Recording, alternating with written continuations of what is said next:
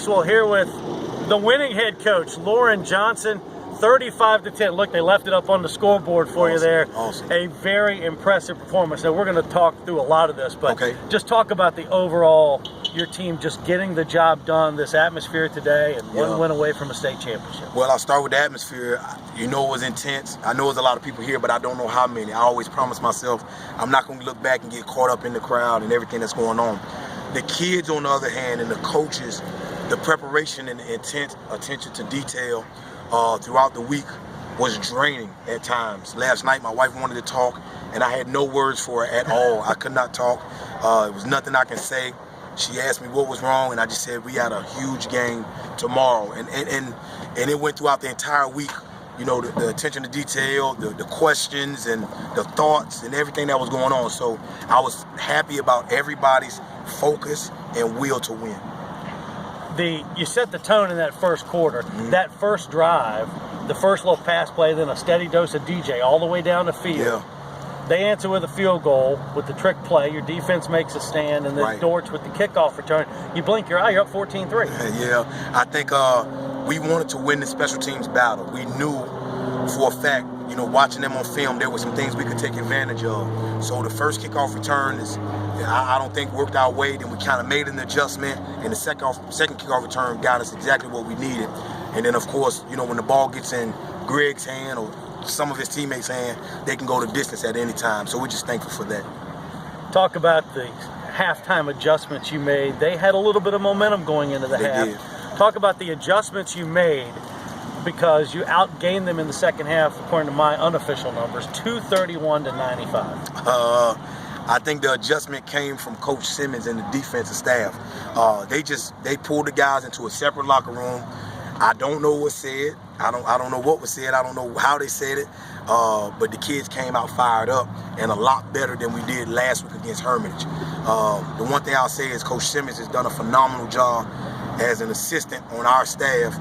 He's been here now 6 years, if I'm not mistaken, or 7 years, and it was a stretch to get him out. He didn't want to do it at first. He didn't know me. He just knew I was a Hokie and he was a Wahoo, and we talked about that a little bit.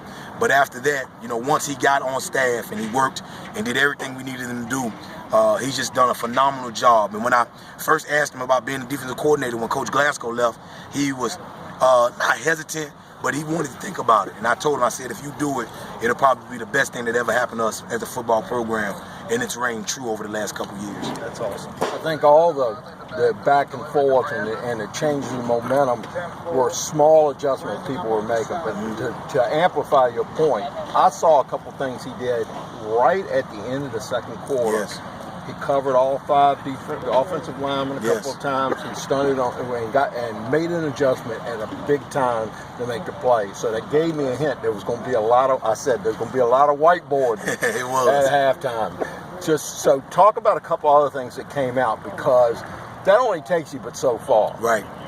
Because at one point I asked Alan, I said, Alan, look, they made adjustments, but I want you to go down to the locker room and find out what's in that Gatorade bottle, because there was a lot of want-to that came out in the third quarter. I think the want-to that you're talking about is evident and came true after the 107 plays we played against Hermitage on defense.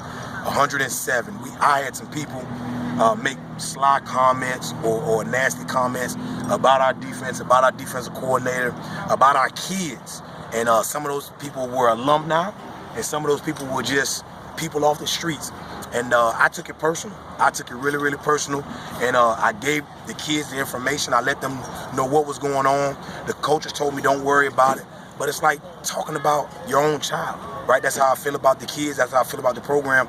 When you're talking about my children, I'm going to get upset about it and frustrated about it. And I think what our kids did was they heard what was said about them, and they wanted to finish the deal today. And they didn't have the Hermitage offense across the ball. Well, that's big. Yeah. I mean, Coach Kane does a great job with those guys, and Eli's a formidable quarterback. I got a lot of college coaches asking me about that kid, and he's going to go somewhere and do a great job. You know, our kids hope and want to be better every time they get on the field, and this week they wanted to do so. Cover sacks. I made a comment early in the first quarter. They're not used to seeing guys make plays like that in space. Yeah.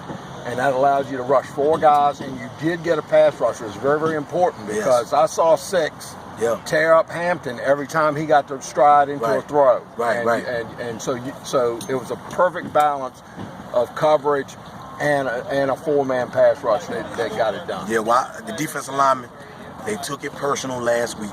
They did. With their conditioning, which started on Monday, the kids, coach, we want to run more. Can we run more? We have to run more. Those kids wanted to do that. The linebackers wanted to get lined up correctly and be in the situation that they needed to be in. And the secondary has played well all year. And we know that they had to step up even better and bigger this week. So there was some talented guys out there. 7 is a heck of an athlete. Number 9 is a big, good-looking receiver. They just had good-looking kids all the way across the board, and our kids stepped up to the challenge and stepped up to the plate, and they hit home runs today. Loren, you had a lot of heroes today, but just how special is number 4? I think he's the biggest little man in the country. I'm just gonna say that he has the heart of a lion. He is a true champion. He carries himself with a lot of dignity and respect. He never sacrifices his integrity as an individual or the integrity of this program, and I'm just thankful he's on our team. You gave him a nice break today when he got to bend down on a knee to hold the ball for the kicker on the kickoff. Well, when the wind was blowing. You know what? We say if 4 is on the field, then we have a great chance. And we feel that way about 4, 5, 8, 3, and a couple other guys that maybe didn't touch the ball today, but definitely can help us in spots. DJ Anderson, not a lot gets talked about with him sometimes because of 4 and 5 and 8's the quarterback, but Anderson's a huge part of this too. He is a tremendous asset to our team, and the way he runs the ball reminds me sometime of like Christian Okoye. You know what I mean? And the reason I say that is because he and my son were out here playing, and my son ran and tried to tackle him, and they were just jogging, and my son bounced off him. And I said, that's what Christian Okoye looked like all but one time when the guy from Denver hit him that one time. I got to ask you, did we see your kicker make a play on special teams today? Yeah, he is an athletic, but they're both athletic. Both of them play soccer. Glaster 41 is a little bit more physical than Jack, but every time we're out on the football field, they are begging to do more. They hate just kicking and standing around practice. So we get them in tackling drills and everything else, and they love it. And I hope that they continue with the success that they've had as well. When we're looking at the team game, it's a 35-man game for you guys. Yeah. And I'm not afraid to tell you because you evidently hear everything that Gary asked me before the game, personnel-wise. Well, how do they stack up? And I said, if you took the 10 best players on the team, they might have 6 or 7. Right. But I feel pretty good about 11 through 30. Yeah. We work on it on a regular basis. We know the meat of your program are not the stars and not the freshmen, right? It's that middle ground. Guys that are teetering on the fence. We want those guys to stay here, be a part of our program, and grow and be better. So we spend a lot of time on the third teamers in practice, the second teamers in practice, getting reps. Because if a starter goes down, who are you leaning on? And that's who we need to lean on. That's who we always want to lean on. Okay, let's wrap this up by a 2-part question. Yes. First, perspective of just getting to go to Charlottesville and play for a state championship. Yep. And then tell us what you know about Stonebridge. Getting to a state championship is what we plan to do. We did it. Start talking August 26th, 27th, I think it was, about our goals and what we wanted to do at a little just function, get together for the kids. And I say the 26th was August 2nd or 3rd, I think it was that early. Right. And then we talked about what we want to do. Then we came back and talked again on the 26th, 27th, right before we played Hermitage.